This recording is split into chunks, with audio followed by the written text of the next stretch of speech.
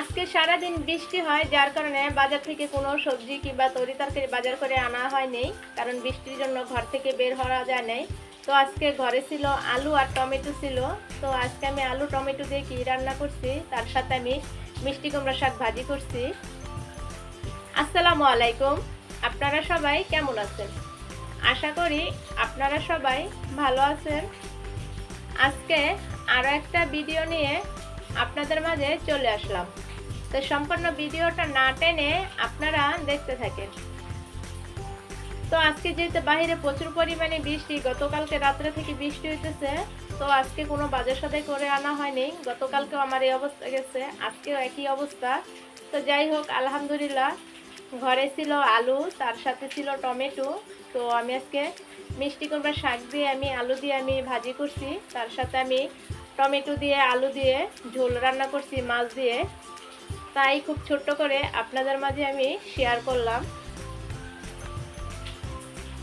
তো এখানে দেখতে পাচ্ছেন আমি পেঁয়াজ, রসুন, কাঁচামরিচ, তেল, সাথে আমি একটা আলু কেটে দিচ্ছি। আগে থাকতে আমি একটু আলুটা সিদ্ধ করে নিচ্ছি, যেহেতু আমি মিষ্টি কুমড়ার শাক এখানে আমি ভাজি করব।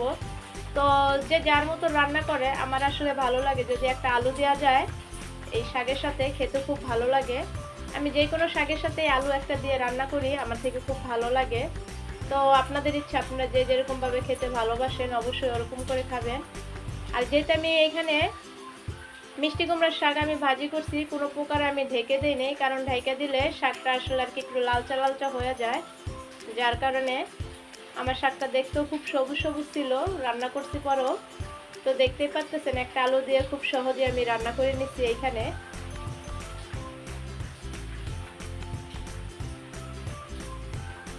আর এইখান দিয়ে আমি মাছ ভেজে নিতেছি, কারণ আমি আলু দিয়ে টমেটো দিয়ে ঝোল রান্না করব এই কারণে।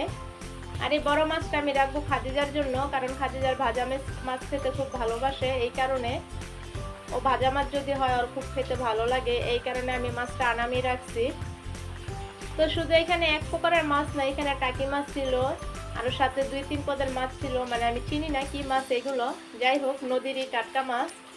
তো আজকে আমি নদীর টাটকা মাছ দিয়ে আমি আলু দিয়ে টমেটো দিয়ে ঝোল রান্না করছি।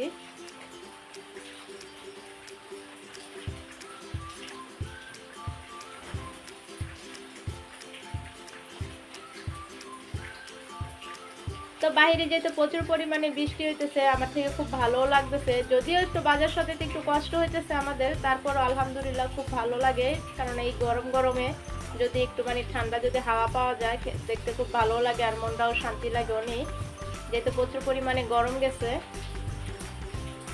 আর 2 দিন যাবত ভালোই ঠান্ডা পড়তেছে। তো আমার এই ছোট্ট ভিডিওটা আপনাদের কেমন লাগছে অবশ্যই আপনারা লাইক কমেন্ট করে আমাকে জানাবেন। আর আপনারা যারা আমারে কমেন্ট করবেন, আমি চেষ্টা করব সাথে সাথে আপনাদের কমেন্টের উত্তর দেওয়ার জন্য। আর এই ভিডিওর মাধ্যমে যদি আমার জানা অজানা কোনো ভুল হয়, আপনারা অবশ্যই ক্ষমার দৃষ্টিতে দেখবেন। আর আপনারা যারা আমার চ্যানেলে নতুন আসবেন, আপনাদের কাছে আমার একটাই অনুরোধ, আপনারা আমার চ্যানেলটা সাবস্ক্রাইবার করে আমার পাশেই থাকবেন।